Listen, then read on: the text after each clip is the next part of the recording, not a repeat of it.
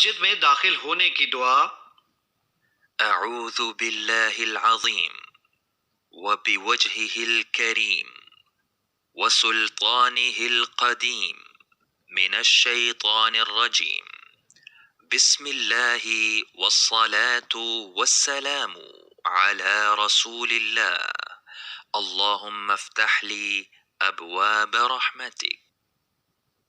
میں شیطان مردود سے عظمت والے اللہ کی، اس کے کریم چہرے اور اس کی قدیم سلطنت کی پناہ مانگتا ہوں۔ اللہ کے نام کے ساتھ داخل ہوتا ہوں اور درود و سلام ہو رسول اللہ صلی اللہ علیہ وآلہ وسلم پر۔ اے اللہ، میرے لیے اپنی رحمت کے دروازے کھول دے۔